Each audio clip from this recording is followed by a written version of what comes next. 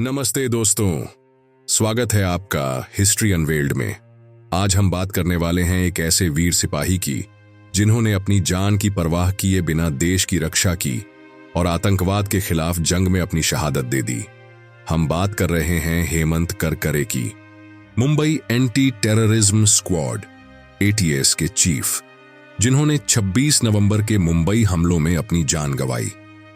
हेमंत करकरे एक ऐसे नायक थे जिन्होंने अपने कर्तव्य को सर्वोपरि माना और देश के लिए सब कुछ कुर्बान कर दिया। अगर आप जानना चाहते हैं कि 26 नवंबर के उस भयानक हमले में क्या हुआ और हेमंत करकरे ने कैसे अपनी वीरता दिखाई, तो ये वीडियो आपके लिए है। हेमंत कमलाकर करकरे का जन्म 12 दिसंबर 1954 को महाराष्ट्र के वर्धा में एक मराठी परिवार में हुआ था। उन्होंने अपनी प्रारंभिक शिक्षा Chittaranjan Das municipal primary school Wardha से शुरू की और बाद में new English high school Nagpur से अपनी स्कूली शिक्षा पूरी की। हेमंत एक मेहनती और अनुशासित छात्र थे। उन्होंने मैकेनिकल इंजीनियरिंग की डिग्री हासिल की और फिर 1982 में इंडियन पुलिस सर्विस में शामिल हो गए। अपनी 25 साल की करियर में उन्होंने महाराष्ट्र के कई जिलों में काम किया, जिसमें crime branch, economic offence wing और एंटी करप्शन ब्यूरो शामिल हैं। हेमंत ने 7 साल तक ऑस्ट्रिया में research and analysis wing raw के लिए भी काम किया। 1999 में इंडियन एयरलाइंस फ्लाइट के कंधार हाईजैकिंग की जांच में उनकी भूमिका को बहुत सराहा गया। जनवरी 2008 में उन्हें मुंबई ATS का चीफ बनाया गया। उस समय वो 2008 के मालेगांव ब्लास्ट की जांच कर रहे थे, जिसने उन्हें काफी चर्चा में ला दिया। हेमंत की शादी कविता करकरे से हुई थी, जो एक कॉलेज प्रोफेसर थीं, और उनके 3 बच्चे थे, 2 बेटियां और एक बेटा। 26 नवंबर 2008 की रात मुंबई में एक ऐसी घटना हुई जिसने पूरे देश को हिला दिया। 10 पाकिस्तानी आतंकवादी जो लश्कर-ए-तैयबा से जुड़े थे, कराची से स्पीडबोट के जरिए मुंबई पहुंचे। वो 4 समूहों में बंट गए। 2 आतंकवादी ताजमहल पैलेस होटल में घुस गए, 2 ओबेरॉय ट्राइडेंट होटल में, 4 नरीमन हाउस की ओर गए और 2 अजमल कसाब और अब्बू इस्माइल खान छत्रपति शिवाजी महाराज टर्मिनस पर पहुंचे। रात 9:30 के आसपास CST पर अंधाधुंध गोलीबारी शुरू हुई। कसाब और इस्माइल ने वहां 58 लोगों को मार डाला और 104 को घायल कर दिया। इसके बाद वो वहां से भागे और कामा हॉस्पिटल की ओर बढ़े, जो CST से 10 मिनट की दूरी पर था। इस हमले में कुल 166 लोग मारे गए, जिसमें 18 सुरक्षाकर्मी शामिल थे और 300 से ज्यादा लोग घायल हुए। ताज होटल, ओबेरॉय ट्राइडेंट और नरीमन हाउस में बंधक बनाए गए लोगों को छुड़ाने के लिए नेशनल सिक्योरिटी गार्ड को बुलाया गया।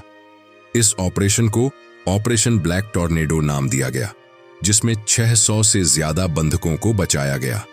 लेकिन इस हमले में कई वीर सैनिकों और पुलिसकर्मियों ने अपनी जान गंवाई। उसी रात हेमंत करकरे अपने दादर वाले घर पर डिनर कर रहे थे। तभी उन्हें एक कॉल आया कि CST पर आतंकी हमला हुआ है। हेमंत ने तुरंत अपनी बुलेट प्रूफ जैकेट और हेलमेट पहना और CST की ओर रवाना हो गए। वहां पहुंचकर उन्हें पता चला कि आतंकवादियों ने कामा हॉस्पिटल की ओर रुख किया है, जहां एडिशनल पुलिस कमिश्नर सदानंद दाते पहले से ही आतंकियों से लड़ रहे थे और घायल हो चुके थे। हेमंत ने तुरंत एडिशनल कमिश्नर अशोक कामते और इंस्पेक्टर विजय सालस्कर के साथ एक टोयोटा क्वालिस में कामा हॉस्पिटल की ओर प्रस्थान किया।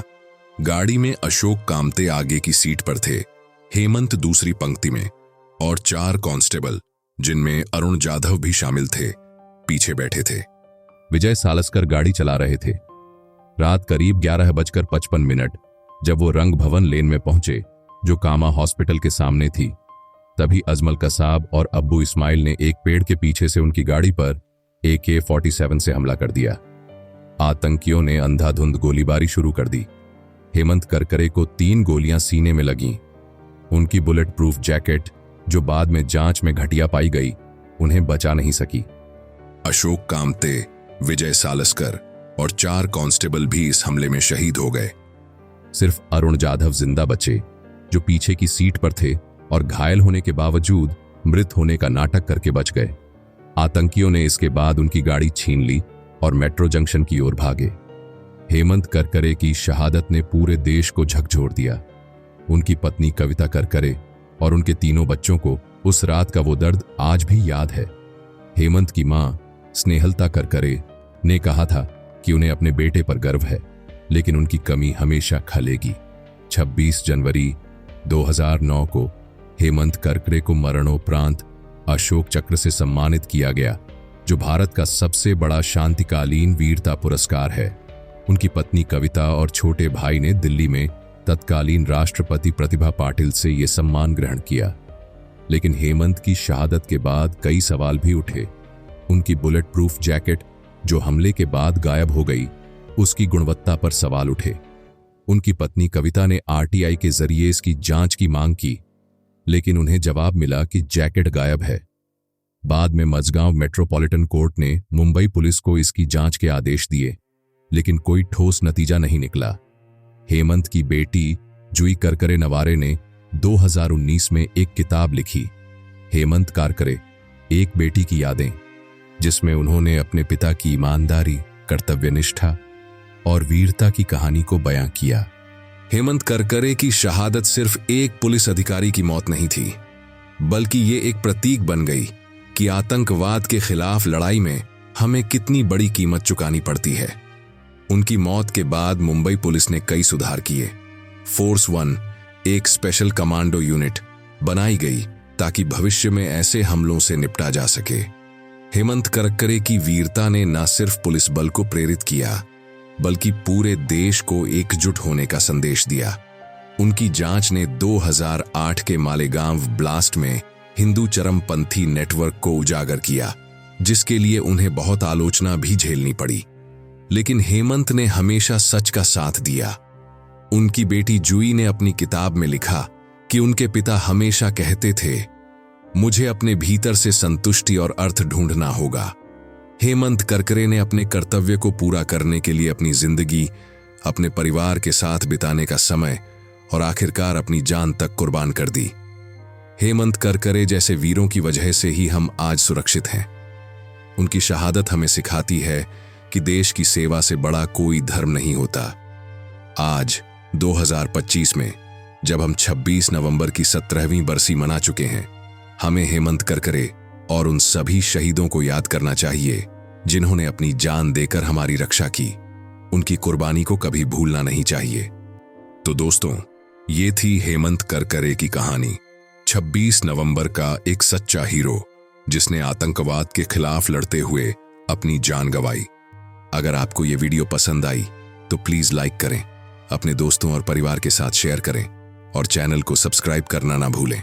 कमेंट सेक्शन में बताएं कि आपको हेमंत करकरे की वीरता की कौन सी बात सबसे ज्यादा प्रेरित करती है। अगले वीडियो में मिलते हैं एक नई कहानी के साथ। तब तक जय हिंद और अपना ख्याल रखें।